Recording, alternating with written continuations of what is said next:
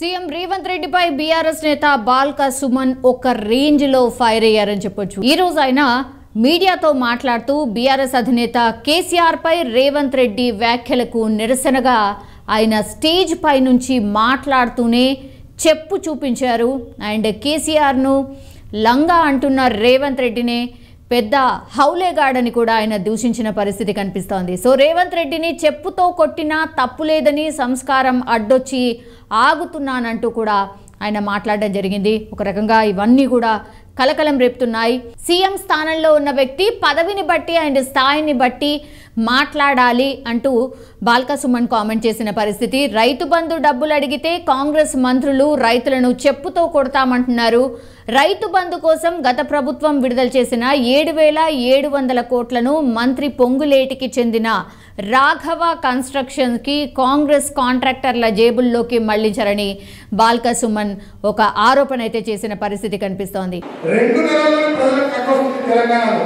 2 నెలల్లోనే ఏం మాట్లాడాలి? సరే కాలం కలిసి వచ్చి మీ అదృష్టమో మా తెలంగాణ ప్రజల దురదృష్టమో ముఖ్యమంత్రి కూర్చున్నావు।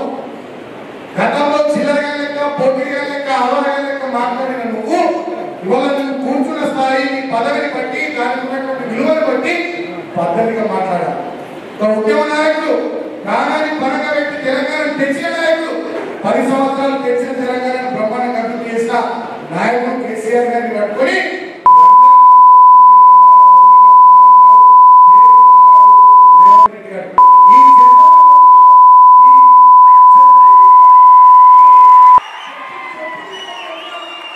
దీనికి సంబంధించిన రియాక్షన్స్ ఆల్రెడీ స్టార్ట్ అయిపోయాయి। ఎందుకంటే బాల్క సుమన్ ఇట్లాంటి వ్యాఖ్యలు చేయడం ఏంటి అన్నటువంటిది చెన్నూరు నుంచే, అంటే చెన్నూరులోనే ఈయన ఈ కామెంట్స్ చేశారు।